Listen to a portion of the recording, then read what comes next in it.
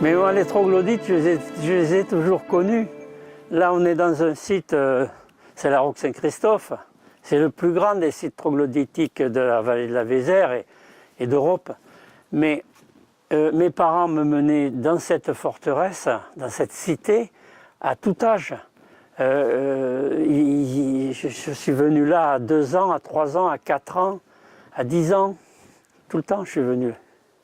Bon, déjà, le Moustier, c'est le berceau de la préhistoire. On est ici dans le village du Moustier, dans la vallée de la Vézère. Et si les Hésies, c'est la capitale de la préhistoire, le Moustier, c'est le berceau.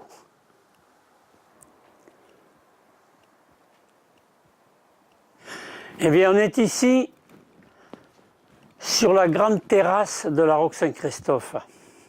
Pourquoi la grande terrasse? Ben parce que c'est justement la plus grande terrasse d'Europe. Elle fait 400 mètres de longueur, elle a des dimensions impressionnantes, et on l'a appelée le boulevard de l'humanité, car tous les passants de la vallée de la Vézère, depuis nos origines, ne pouvaient pas ne pas être attirés par ces énormes abris, et y trouver refuge. Ne serait-ce que refuge contre la pluie, contre la neige, contre le mauvais temps, contre les animaux. Tout naturellement, on vient ici. On est venu ici depuis quand? 500 000 ans? 1 million d'années? Voilà, on ne sait pas.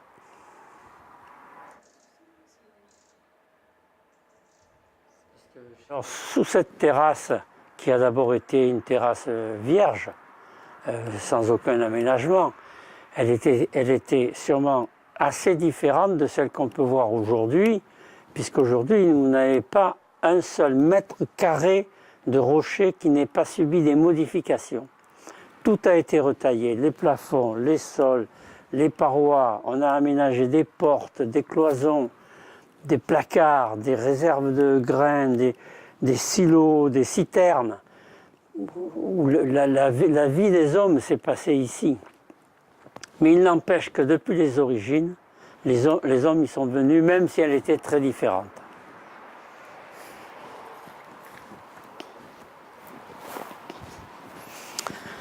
Nous sommes à la maison forte de Reignac, mais ce n'est pas vraiment une maison forte.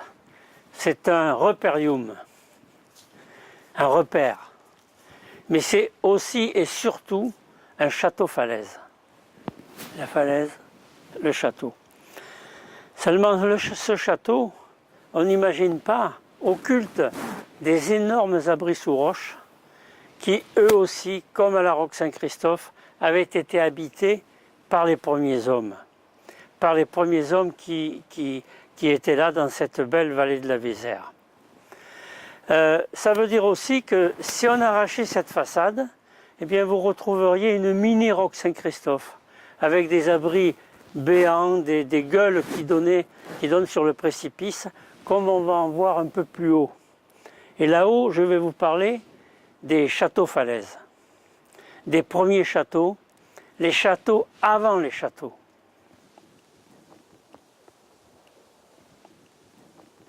Eh bien, là, vous vous trouvez sur les parties sommitales de la falaise de la maison forte, donc du château falaise. Et là, on a des abris sous roche, on a des falaises tout le long de la vallée de la Vézère, et on s'est rendu compte que autour de la Roque Saint-Christophe, il y avait des satellites. C'était des sites plus petits, des forteresses plus petites, mais qui sont toutes creusées dans la roche ou fait à partir d'abris sous roche. C'est-à-dire que quand il n'y avait pas besoin de creuser, ils préféraient garder les abris. Et donc, on est là dans du minéral, dans les premiers châteaux, les plus vieux châteaux qui existent. On est dans des châteaux avant même que les gens aient eu l'idée ailleurs, dans d'autres régions, dans d'autres pays, de construire pierre sur pierre. On habitait déjà dans du minéral, alors qu'ailleurs on habitait dans du bois. Alors vous voyez, là vous êtes vraiment dans un fort troglodytique classique. avec un à-pic de 40 mètres à l'avant, des échelles pour monter jusque-là, une fois ici des aménagements de confort, mais également des aménagements de sécurité, de combat, des portes, des escaliers, des encoches, ici un cul de basse-fosse ou un silo à nourriture, on ne sait pas exactement. Voilà, et donc toute cette vallée de la Vézère renferme, regorge d'abris de ce type, certains minuscules, qui servaient juste à une famille, et d'autres de véritables forteresses comme celle-ci, imprenables. C'est quasiment imprenable ici. Même une armée ne peut pas vous prendre. On ne peut que vous affamer et attendre, c'est tout.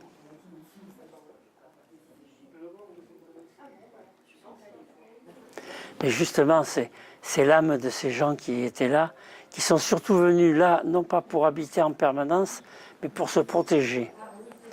Ils habitaient plutôt les plaines, les vallées, et quand ça allait mal, quand ça bardait, ben, tout le monde rappliquait ici pour sauver sa peau. Après, on regarde la présence humaine. On lit la falaise. C'est une lecture qu'on fait. On voit des aménagements et on peut tout de suite savoir s'ils sont, pour utiliser un mot savant, s'ils sont anthropiques ou s'ils sont naturels. Donc là, vous avez des dizaines, des centaines d'aménagements humains. Moi, quand j'ai commencé les travaux, il y avait des arbres, il y avait des buissons, des choses comme ça.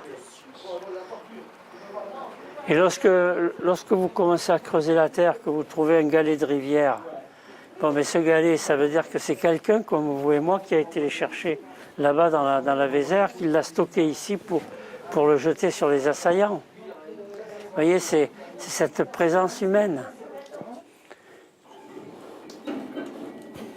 Alors, donc, la préhistoire est au centre de mes activités touristiques, puisque la plupart des sites que j'ai ouverts ou que possédait ma famille, comme la Roque Saint-Christophe, ensuite j'ai ouvert le Préhistoparc à Tursac, où se trouve l'abri du facteur, où on a retrouvé la Vénus de Tursac. J'ai ouvert ensuite les grottes de Cazel, aux Aisies. Là encore un site préhistorique, puisque la Vénus de Cireuil a été découverte dans ce site de Cazel.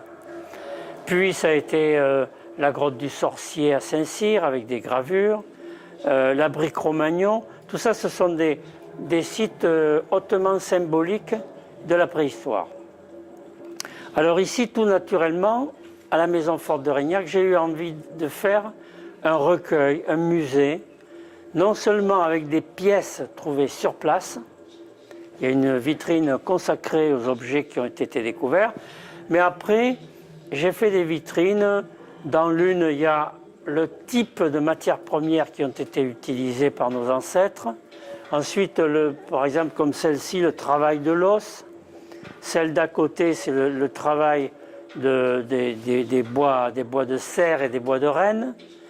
Il y en a d'autres derrière qui sont consacrés à la chasse, d'autres à la pêche, des vitrines consacrées aux vêtements, qui s'habillaient, au feu, etc., etc. Et puis un certain nombre de vitrines où j'ai mis des facsimilés, des objets les plus caractéristiques des pièces d'art préhistorique, ce qu'on appelle l'art préhistorique. Peut-être qu'ils ne considéraient pas, eux, que c'était de l'art. Notamment les Vénus et divers objets qui sont un peu caractéristiques, comme les redresseurs de flèches, les propulseurs, etc., etc. Donc voilà, on a fait un très beau musée qui plaît beaucoup ici, avec des belles reconstitutions. Si vous voulez, aujourd'hui, j'ai encore l'envie d'aménager des sites, mais c'est pas pour aménager un site. Oui, ça me fait plaisir. Je fais de la création, pas de la commercialisation. La commercialisation, je la laisse à ceux qui savent le faire ou qui ont envie de le faire. Moi, je n'ai plus envie de commercialiser des choses, mais j'ai envie d'aménager et de créer. Le château Falaise, c'est un vieux rêve pour moi. J'ai eu la chance de pouvoir l'acquérir parce qu'il est venu à la vente. On était nombreux à vouloir l'acheter, y compris le département. Plusieurs particuliers ont voulu l'acheter.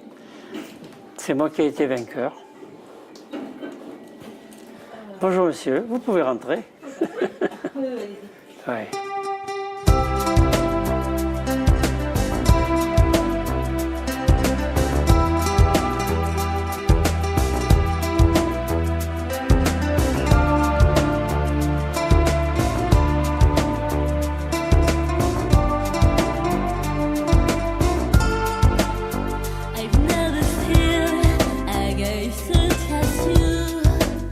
With the pretty face